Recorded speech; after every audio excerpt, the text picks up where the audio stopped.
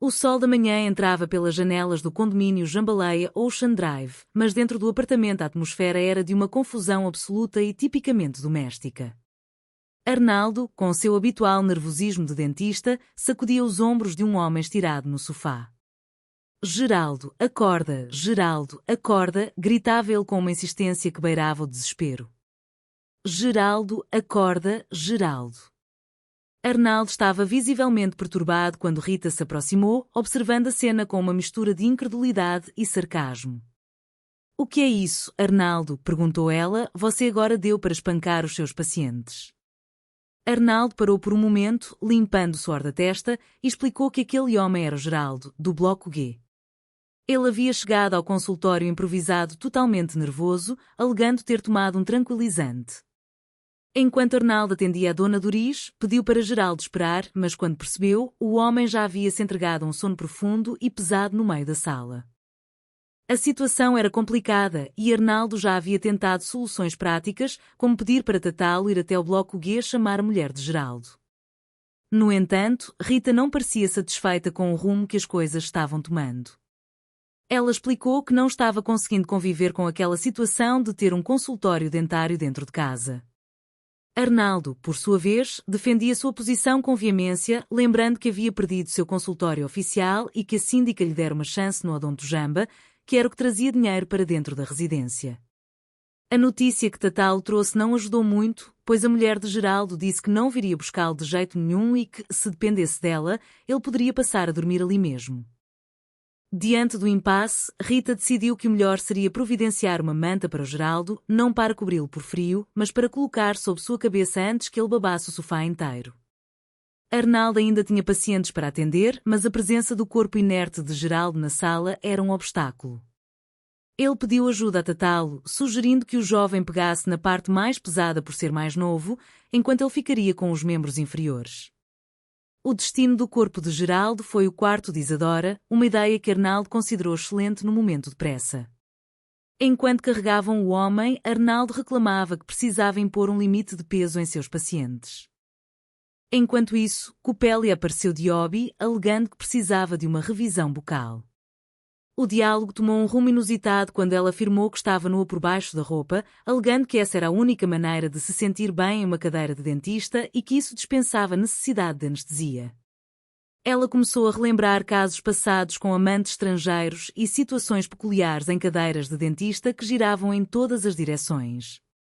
Rita, escandalizada, tentava manter a ordem, especialmente quando Copélia começou a convidar Tatalo para observá-la. A confusão de termos e conceitos era constante na família. Discutiam se as carnes eram plácidas ou flácidas, confundindo referências ao hino nacional com a condição física de Copélia. Isadora, sempre com seu entendimento peculiar da realidade, tentou cantar o hino do Vasco, mas acabou entoando uma versão distorcida que parecia mais um hino dedicado à própria Copélia. Pepé tentava corrigir a irmã, explicando que o nome era Vasco da Gama e não Vasco da Cama, mas Isadora estava convencida de sua versão. As histórias sobre figuras históricas e bíblicas como Lázaro também eram distorcidas pela interpretação confusa de Isadora, que acreditava que o imperador do Brasil havia gritado para Lázaro levantar e andar nas margens do Ipiranga.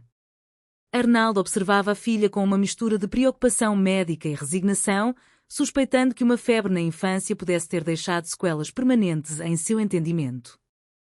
A trama se complicou quando Buzena apareceu agindo de forma estranha, alegando estar tonta, com os pensamentos confusos e os seios doloridos.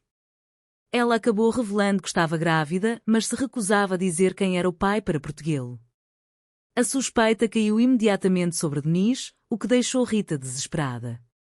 Buzena começou a listar uma série de exigências e direitos que teria devido à sua nova condição, baseando-se em conselhos que teria recebido de Isadora, que agora agia como sua advogada informal. No meio desse caos doméstico, surgiu Dona Moacira Júnior, a prima de Dona Daisy. Moacira era uma mulher de temperamento forte que chegou para impor o politicamente correto no condomínio Jambalaya. Ela não admitia termos pejorativos e estava disposta a usar a força para garantir que todos fossem respeitados. Dona Álvara, a síndica, aproveitou a oportunidade para criar a Secretaria do Politicamente Correto do Jambalaya, a Sepucoja, nomeando Moacira como chefe.